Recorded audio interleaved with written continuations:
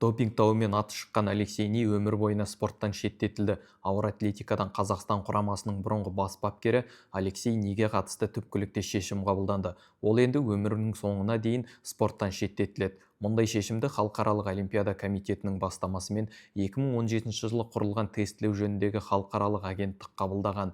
Нидің мұндай жазалауына Илья Ильин, Светлана Подобедова, Зүлфия Чиншанло, Майя Манеза және Ниджат Рахимовтардың допингпен ұсталуы себеп болды.